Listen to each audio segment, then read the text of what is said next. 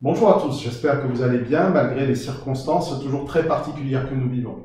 À la fin de l'année dernière, nous étions déjà en confinement au moment de Noël et cela nous avait paru à l'époque une excellente opportunité de rappeler quel est le sens originel de Noël pour cette fête si populaire. Mais nous voilà arrivés à Pâques et nous sommes toujours dans une situation analogue. Cette situation nous a poussé à imaginer une autre manière de partager ce qu'est pour nous la Pâque. En fait, Noël n'aurait aucune importance si Pâques n'était arrivé. Alors je vous propose pour l'heure d'écouter ce chant qui, tout comme ceux qui vont suivre, a été préparé par les églises protestantes évangéliques de Martigues et d'Istres. Et cette vidéo est d'ailleurs le fruit de la collaboration de nos deux églises. Je vous souhaite une bonne écoute et je vous dis à tout de suite.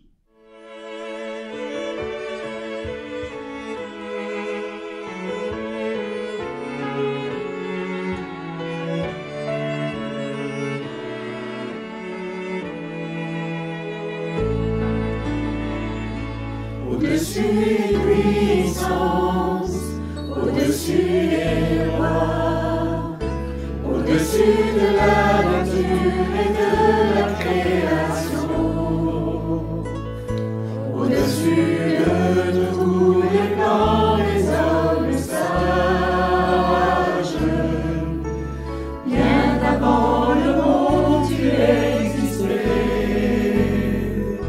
au-dessus des royaumes, au-dessus des trônes, au-dessus des merveilles que ce monde a connues.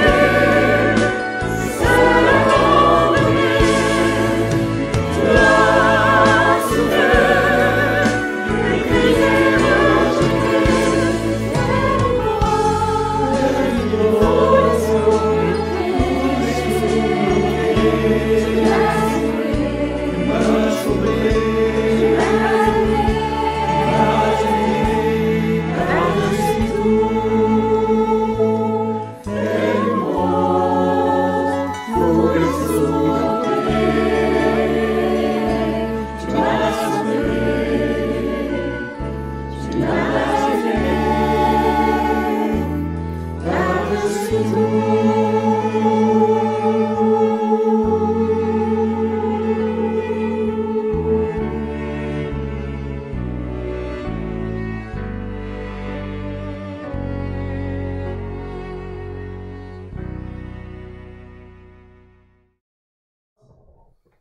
Bonjour Nathanaël, bonjour Samuel. Bonjour papa. Vous allez bien? Oui. Ouais. Bon alors vous vous souvenez, l'année dernière, on était aussi en train de faire une vidéo à l'occasion de Noël. Et je vous avais posé cette question, c'est quoi pour vous Noël? Alors aujourd'hui, eh bien, on est à la Pâque et je vous repose cette question. C'est quoi pour vous Pâques? Alors Samuel, c'est quoi pour toi Pâques? La naissance de Jésus. C'est la naissance de Jésus. D'accord? Et Nathanaël? La mort de Jésus. La mort de Jésus. Alors on va voir si c'est vrai ou si c'est faux tout ça. Alors comme à Noël, Pâques c'est devenu une fête très commerciale. Qu'est-ce qu'on fait à Pâques d'habitude? On achète des œufs. On achète des œufs en chocolat. Voilà. Vous voyez, on a oublié ce que c'était. Mais c'est une fête super importante dans laquelle nous nous souvenons de pourquoi Jésus est venu sur cette terre. À Pâques, devenu grand, c'est-à-dire 33 ans plus tard, après sa naissance, eh bien, il a donné sa vie pour sauver les hommes de leurs péchés. Ainsi, il a voulu réconcilier les hommes avec Dieu le Père.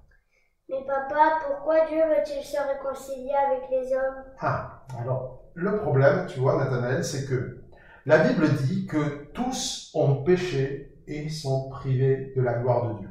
Le problème, c'est que nous avons tous le péché dans notre vie. Et à cause de ça, eh bien, nous sommes séparés de Dieu et il nous est impossible de le connaître par nous-mêmes. Mais Dieu a donné son Fils unique pour que quiconque croit en lui, en Jésus, eh bien, ne périsse pas, mais qu'il ait la vie éternelle. Mais à l'époque, vous savez, la plupart des gens ne se souciaient pas vraiment de la venue d'un sauveur. C'est un peu comme aujourd'hui finalement. Beaucoup de mal se faisait sur cette terre. Et beaucoup de personnes perdaient espoir. Alors voilà ce que je vous propose, hein, Samuel. On va regarder une petite vidéo. Jésus est la très grande surprise. Parce que Dieu est un Dieu plein de surprises, qui est toujours capable de nous étonner de la manière dont il va combler nos cœurs et nous rendre la joie. Alors on écoute, Jésus est la très grande surprise? Oui. Voilà, Jésus est la très grande surprise. À tout de suite. Jésus est la très grande surprise.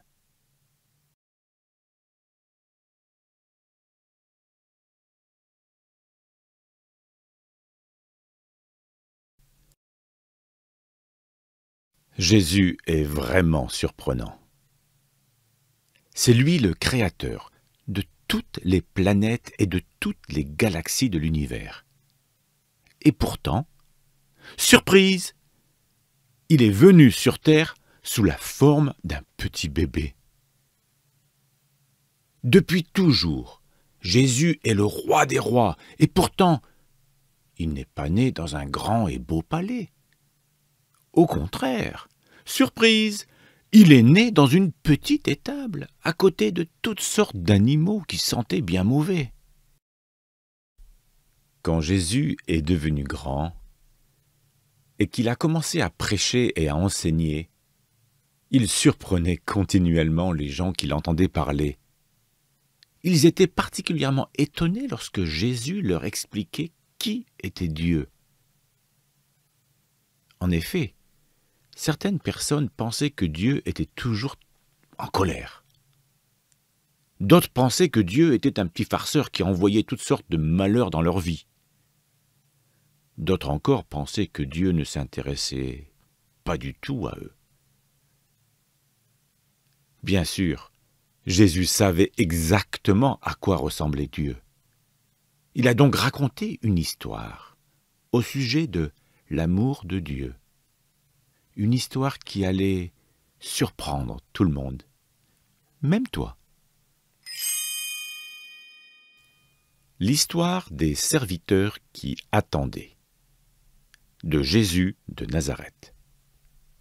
Jésus a raconté l'histoire d'un groupe de serviteurs qui attendaient que leur maître, très élégant et très important, revienne d'un grand et somptueux mariage. Leur travail consistait à rester éveillés et à attendre, en prenant soin de garder toutes les bougies bien allumées. Les serviteurs devaient être prêts à accueillir leur maître dès qu'il rentrerait. Mais ce n'était pas facile, car quand le maître n'est pas là, il y a beaucoup de choses à faire dans la maison.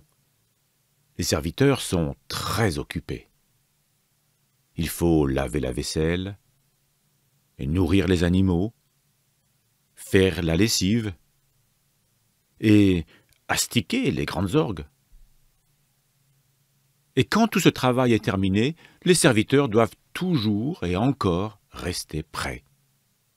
Car lorsque le maître rentrera à la maison, ils vont devoir lui servir une petite collation avant de se coucher, arranger son lit, lui apporter sa plus belle robe de chambre et lui lire une petite histoire pour l'aider à s'endormir. Mais pour le moment, ils attendent. Et attendent. Et attendent encore. Jusqu'au moment où, enfin, le maître revient. Mais les serviteurs vont cependant avoir une énorme surprise. « Venez et reposez-vous, » leur dit le maître. « Vous devez être bien fatigués de m'avoir attendu aussi longtemps. Venez donc vous asseoir à ma table, et c'est moi qui vais vous servir. Je sais exactement ce dont vous avez besoin. » Fin de l'histoire. Dans cette histoire de Jésus, le maître aime tant ses serviteurs qu'il enfile des vêtements de serviteur et se met à les servir. Quel maître pourrait aimer de la sorte? Quel Dieu choisirait de devenir un serviteur? Surprise! Jésus l'a fait. C'est lui le plus grand de tous les maîtres. Et pourtant, il est devenu serviteur. Tout comme le maître dans l'histoire, Jésus a surpris tout le monde en utilisant sa puissance pour servir. Il a souffert et il est mort sur la croix pour que nous puissions vivre avec lui pour toujours. Mais Jésus avait encore en réserve une très grande surprise! Il est revenu à la vie! Puis, il est retourné vers son Père dans le ciel. Il nous a alors envoyé son Saint-Esprit, qui restera avec nous jusqu'à son retour. Personne ne sait quel jour ou à quelle heure Jésus reviendra. Il peut revenir à tout moment. Et tout comme les serviteurs de l'histoire, nous avons beaucoup à faire en l'attendant. Il faut prendre soin de ceux qui ont faim, s'occuper de ceux qui sont seuls, partager avec ses amis et pardonner à ses ennemis. Avant tout, il faut apprendre à aimer Jésus, le plus grand de tous les maîtres, celui qui est devenu serviteur. Il sait ce dont nous avons besoin, parce que c'est de lui dont nous avons le plus besoin. Alors, prépare-toi, le maître revient.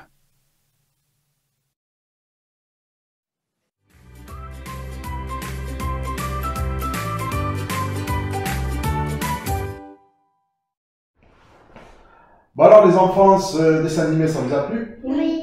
Ouais, ok.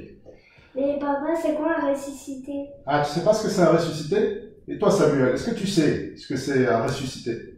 Non. Alors, ressuscité, cela veut dire que Dieu a redonné la vie à Jésus alors qu'il était mort. Mais c'est pas facile d'y croire. ressuscité, c'est un peu étonnant, non? Il n'y a pas grand monde qui y croit.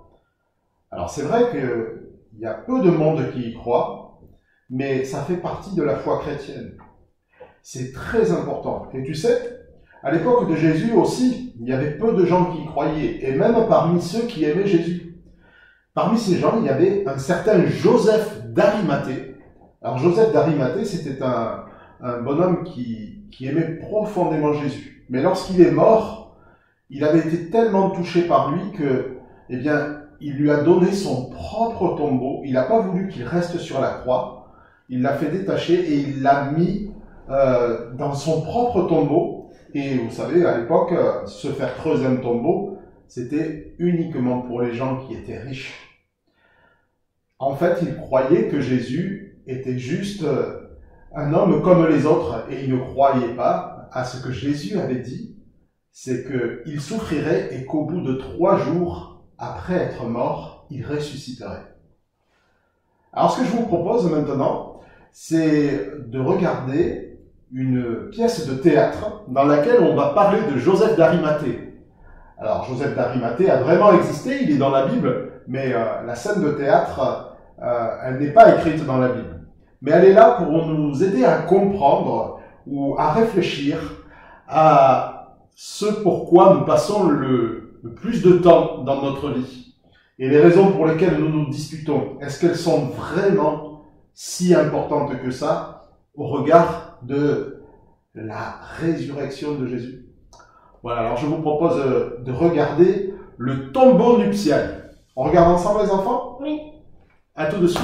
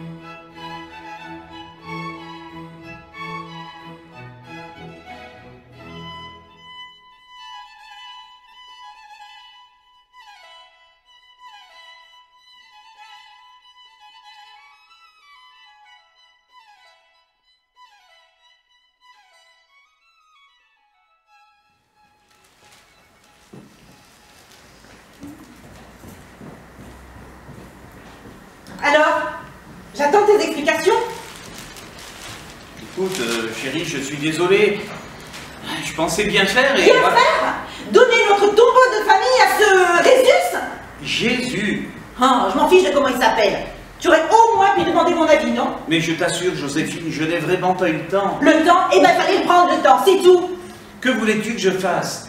Que je te ramène son cadavre dans la maison et que je te demande, qu'en penses-tu, chérie? Tu crois que ce jeune homme ferait bien dans notre tombeau? Et alors? C'est la moindre des choses, non?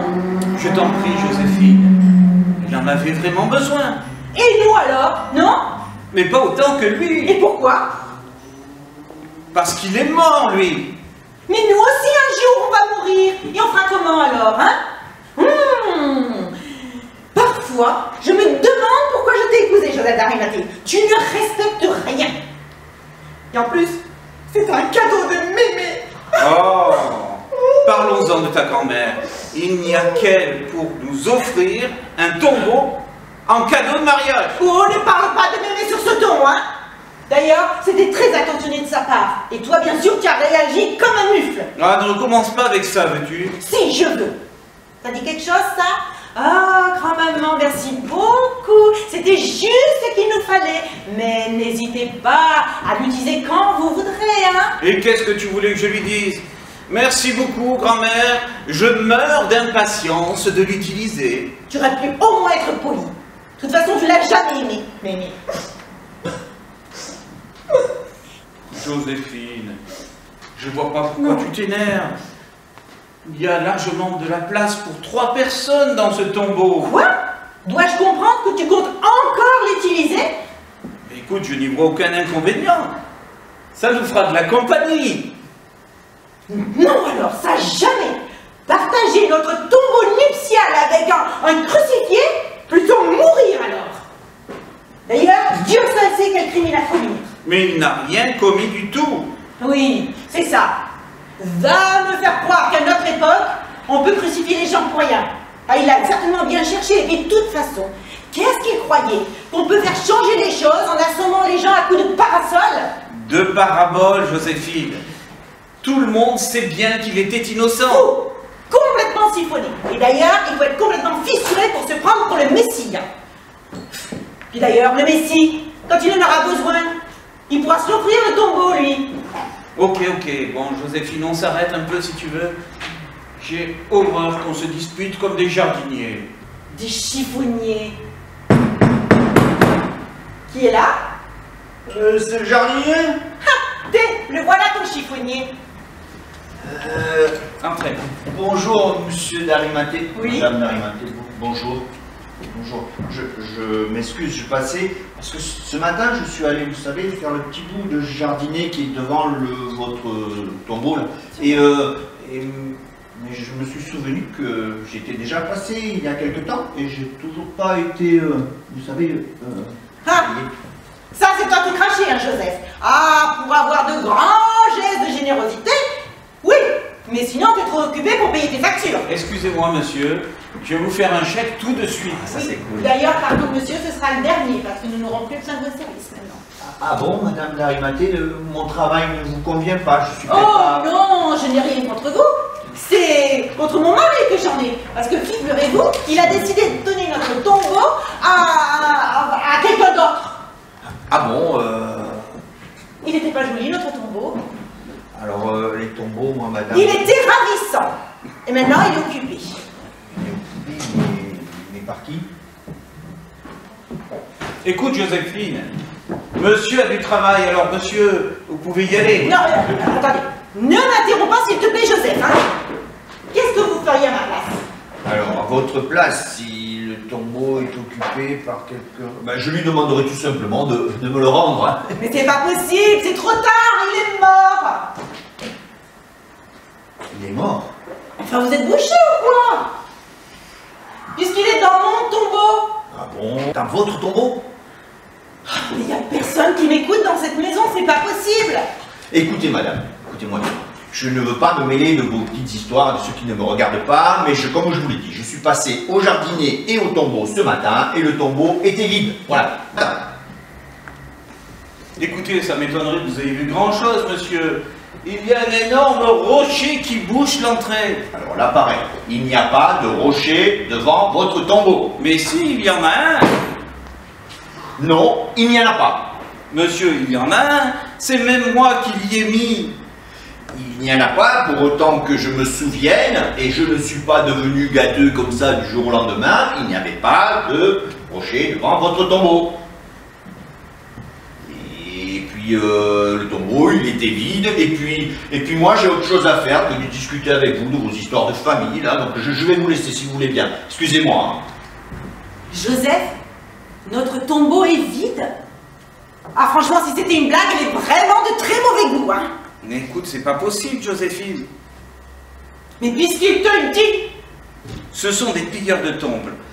C'est pas possible autrement. Joseph, les pilleurs de tombes, ça emporte pas les corps. Mais comment ont-ils pu échapper aux gardiens? Maintenant, on va pouvoir profiter de notre tombeau quand on voudra. C'est impossible. Il n'a pas pu sortir tout seul. Ou alors Notre joli tombeau de mariage. il l'avait dit que le 3e jour. Il faut que j'en ai le cœur net. En plus, il a une vue magnifique sur la mer. Joseph, mais où tu vas? Oh, c'est pas possible qu'il est têtu alors.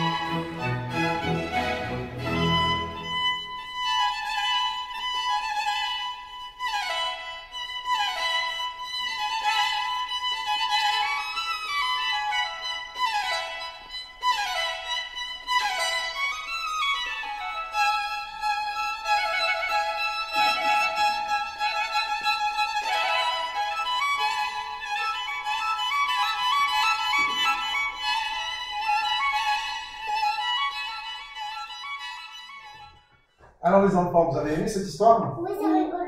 C'est rigolo. Alors, en fait, cette histoire, elle n'est pas dans la Bible.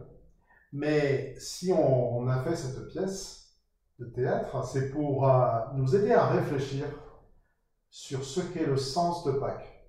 En fait, à l'époque, tout comme aujourd'hui, eh bien, la plupart des gens, ils ne pensaient pas à la fin de leur vie. Ils pensaient juste à mieux vivre, et c'est bien légitime.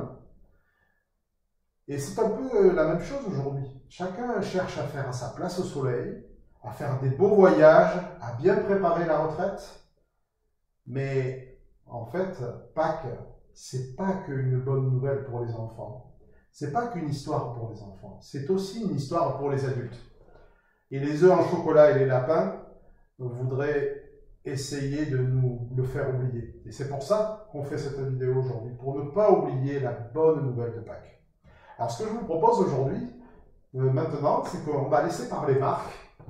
Marc, c'est un conférencier et un auteur. C'est un monsieur qui écrit des livres. Et il va parler aussi aux adultes et leur expliquer pourquoi c'est important de croire que Jésus est ressuscité. Alors, vous êtes d'accord pour l'écouter? Oui. Ok. Alors, à très bientôt. À tout de suite. Bonjour à toutes et à tous en cette période de Pâques.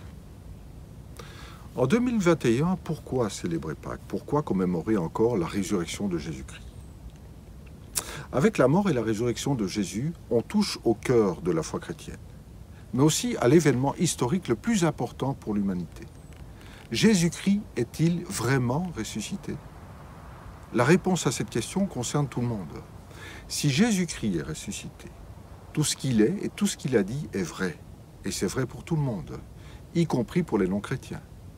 Si Jésus-Christ n'est pas ressuscité, tout ce qu'il a prétendu être et tout ce qu'il a dit est faux. Et c'est faux pour tout le monde, y compris pour les chrétiens. L'apôtre Paul a raison d'écrire « Si les morts ne ressuscitent pas, alors mangeons et buvons, car demain nous mourrons. » Et cette philosophie est largement répandue aujourd'hui. Vraie ou fausse aussi est cette déclaration de Jésus lorsqu'il se trouvait devant le tombeau de son ami Lazare qui était décédé quelques jours plus tôt. Avant de le ressusciter, il a dit ceci: « C'est moi qui suis la résurrection et la vie. Celui qui croit en moi vivra même s'il meurt, et celui qui vit et croit en moi ne mourra jamais. » Crois-tu cela? Les évangiles nous rapportent qu'à au moins 3 reprises, Jésus a annoncé à ses disciples non seulement sa mort, mais aussi sa résurrection. Est-ce qu'il s'agit d'une fanfaronnade, d'un illuminé religieux, ou au contraire de la vérité la plus stupéfiante jamais prononcée?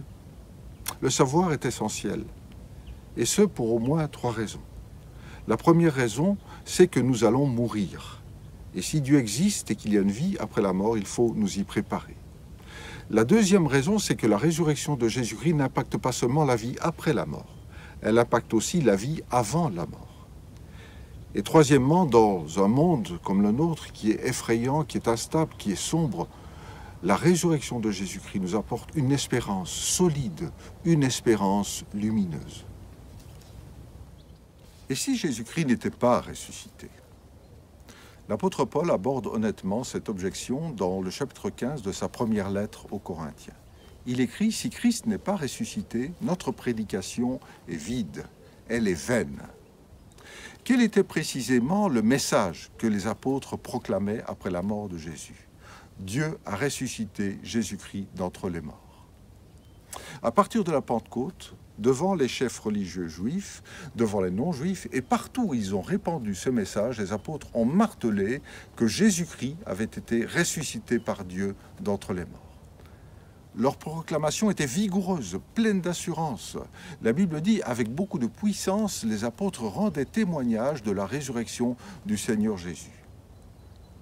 Et pour authentifier cette nouvelle, les apôtres disaient, nous sommes témoins de ces événements. Nous en sommes témoins, nous en sommes tous témoins. Ils étaient les témoins directs. Ils n'étaient pas des témoins indirects. Ils étaient les témoins oculaires de la résurrection de Jésus. Et comme ils l'ont affirmé aux chefs juifs qui les menaçaient pour les faire taire, nous ne pouvons pas ne pas parler de ce que nous avons vu et entendu. L'apôtre Paul écrit aussi, « Si Christ n'est pas ressuscité, cela voudrait dire que nous, les apôtres, nous sommes de faux témoins. Or, les apôtres ont vu Jésus-Christ ressuscité. Il leur est apparu à de nombreuses reprises, dans des endroits différents, dans des circonstances différentes, et ce pendant 40 jours. Il est même apparu à plus de 500 personnes à la fois. Jésus a discuté avec eux. Ils ont même touché les plaies que les clous avaient laissées dans ses mains et que la lance avait laissées dans son côté lors de la crucifixion. Ils ont mangé avec Jésus. Les apôtres étaient les témoins oculaires de la résurrection corporelle de Jésus-Christ. La résurrection de Jésus-Christ a radicalement changé ses disciples. Lorsque Jésus a été arrêté, ils ont tous pris la fuite, nous disent les évangiles. Pierre a même renié Jésus.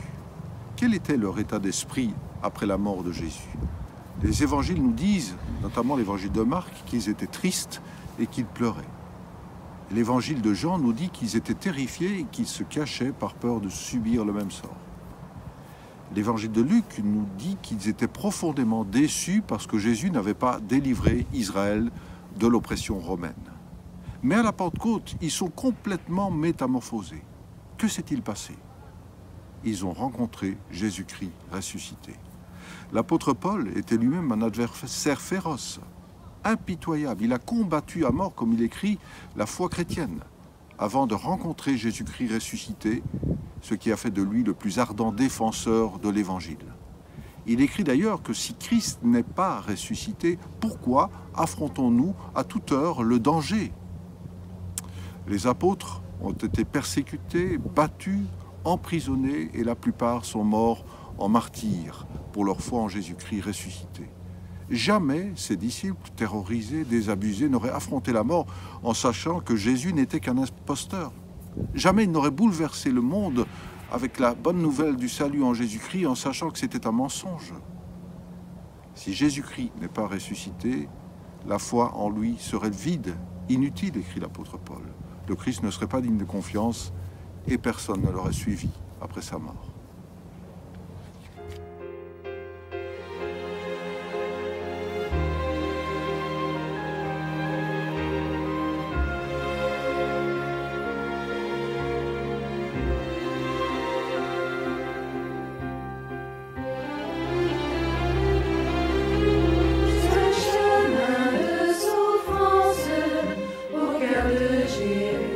Jérusalem, les soldats essayaient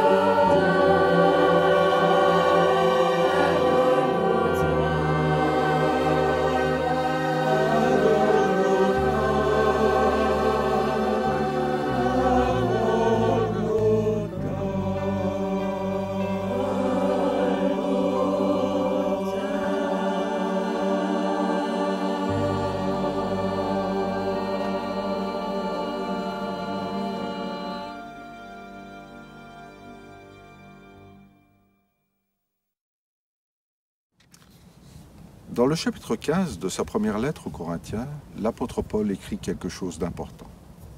Il écrit « Si Christ n'est pas ressuscité, vous êtes encore dans vos péchés, et par conséquent, vous êtes perdus. » Le message des apôtres ne concernait pas seulement la résurrection de Jésus-Christ, mais aussi sa mort. Et dans ce même chapitre, l'apôtre Paul écrit « Christ est mort pour nos péchés ». La résurrection de Jésus-Christ ne doit pas nous cacher le but, le centre de la mission de Jésus, qui est venu de mourir pour nos péchés. Dépoussiérons un peu cette notion de péché souvent mal comprise. La Bible explique que l'être humain, depuis ses origines, a choisi de désobéir à Dieu.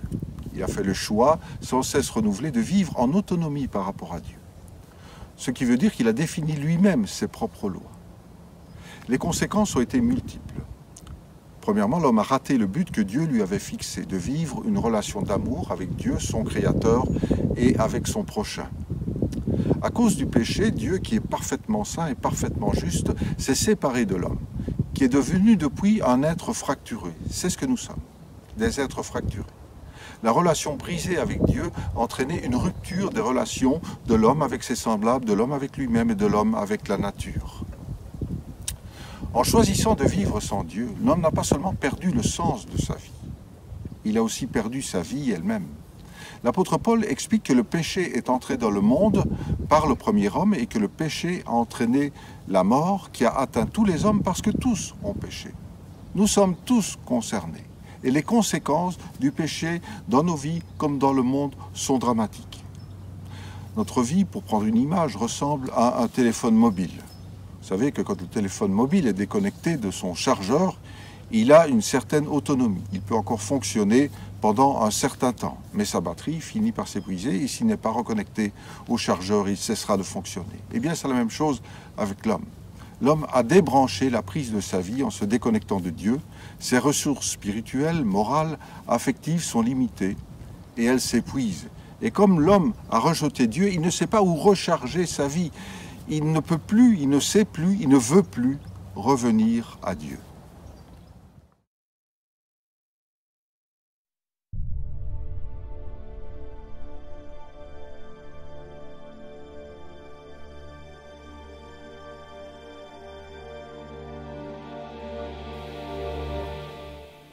Un homme est tombé dans un trou.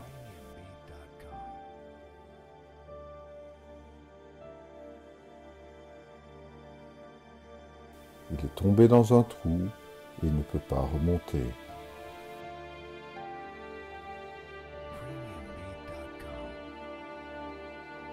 Un voyageur passa par là.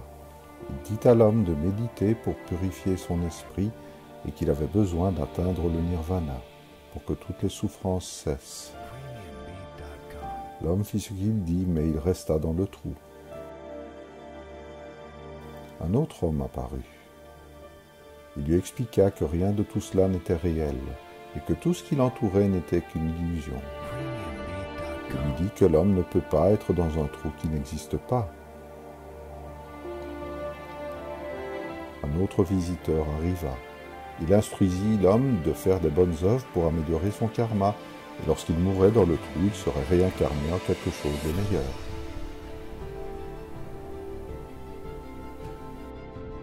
Un autre homme regarda du haut du trou vers le fond du trou. Il dit à l'homme de prier 5 fois par jour, et lui dit de suivre ces 5 piliers. Il lui dit que s'il était fidèle, un jour peut-être il serait libre. L'homme pria du mieux qu'il put, mais c'était très dur, et le trou demeurait.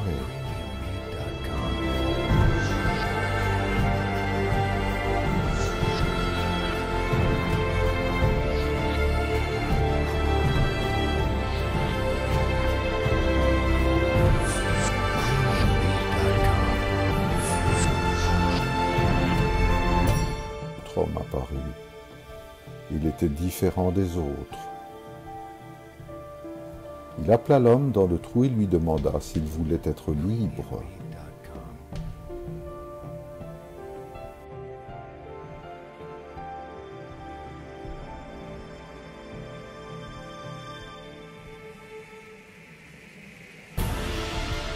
Cet homme descendit lui-même dans le trou. Il le porta hors du trou et l'amena à la lumière. Et l'homme qui était tombé dans le trou fut sauvé.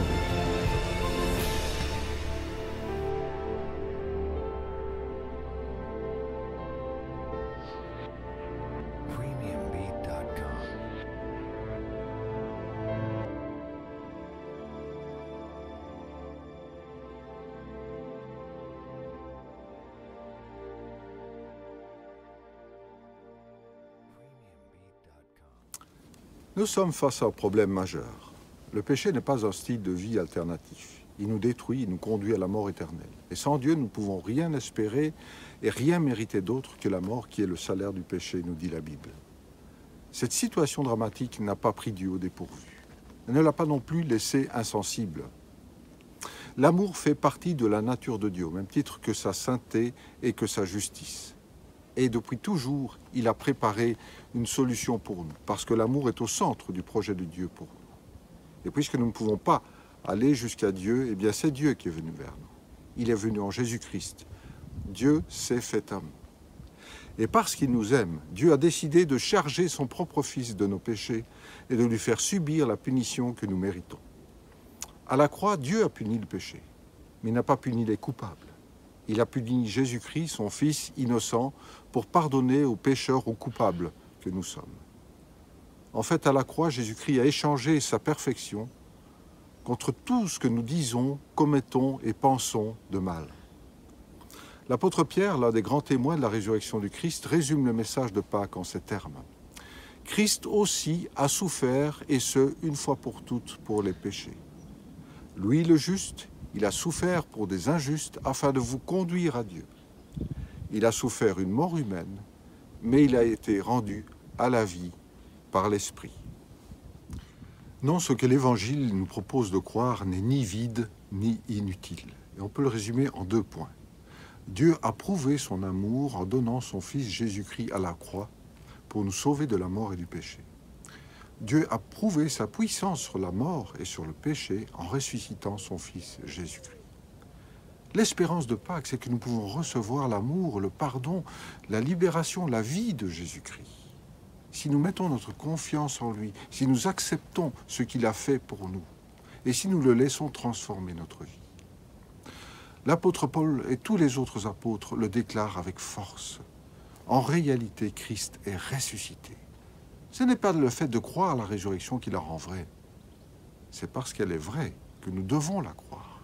Mais le plus important, c'est de croire que Jésus-Christ est mort sur la croix pour pardonner nos péchés, pour nous libérer et pour nous donner une vie nouvelle. Revenons à ce que Jésus a dit. C'est moi qui suis la résurrection et la vie. Celui qui croit en moi vivra même s'il meurt. Et toute personne qui vit et croit en moi ne mourra jamais. Il termine par cette question. Crois-tu cela ? Eh bien, crois-tu cela? C'est aussi la question qu'il nous pose aujourd'hui à Pâques. Et si vous y croyez, la vie et l'amour de Jésus-Christ vont vous transformer. Et nous espérons vraiment que l'espérance de Pâques sera pour vous le début d'une vie nouvelle avec Jésus-Christ vivant. Nous vous souhaitons une joyeuse fête de Pâques.